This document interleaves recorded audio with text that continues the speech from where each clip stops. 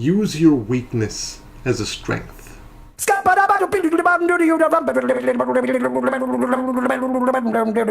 like to tell you a story today about a man who overcame the odds and managed to fulfill his dreams despite it seeming impossible. He's called nowadays as Scatman John. I'm a Scatman. I'm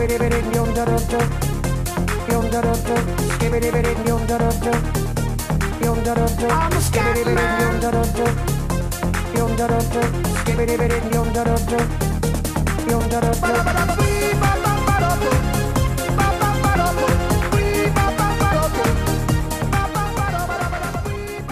He was the most unlikely person to ever become a singer.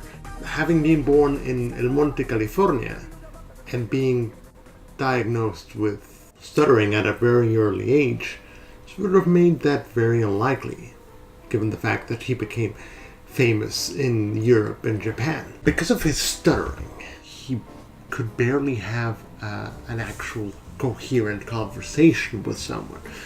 Naturally, this led to bullying basically every single day, but he found solace in music. His family was musically gifted, so he started pursuing that. And he started enjoying jazz and started playing the piano. He played in bars, he played in cruise ships, and over time, he became so comfortable with it that he started humming to himself. And sometimes he started muttering phrases. And eventually, these mutterings became rhythmic. He started sort of trying to sing, but not quite doing it. Slowly, his wife eventually pushed him to, instead of just humming, instead of just muttering to himself, why not just do it loudly? And so he did. He ended up stumbling upon a jazz genre called scat. Now, scat is a subgenre in jazz mainly focused on rhythm, on tonality. It doesn't particularly care about what you're saying, but how you're saying it. If you're looking for a new experience, Scatman's World is the place to go.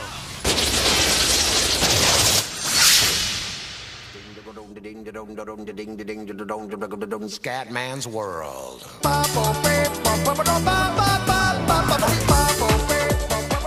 He just started throwing gibberish, random words, sounds, and phrases. And people really enjoyed it.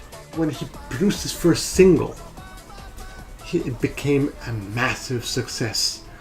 And he sold millions of copies. The thing is, because most of his life he hadn't been able to have proper conversations, he often just focused on conveying emotions through sound.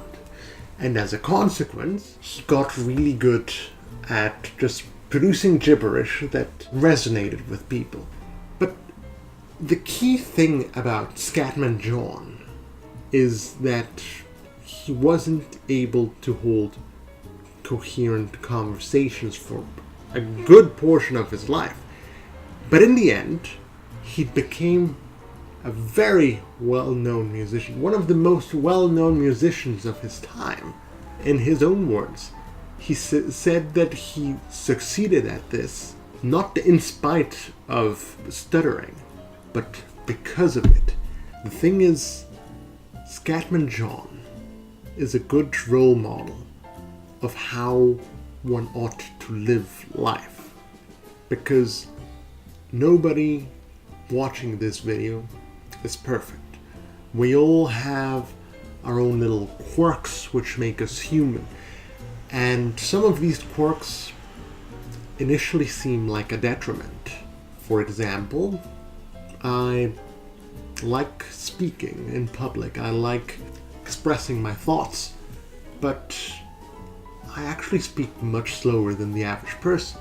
As such, because I speak slowly, I'm able to collect my thoughts better. I'm able to actually get what I want on air. Because otherwise, if I'm just machine gunning random things, then I don't actually have time to think my thoughts through. I think I'm able to convey much clearer ideas. So that's the thing. I have benefited from my weakness. I have managed to harness it in such a way where I benefit from it.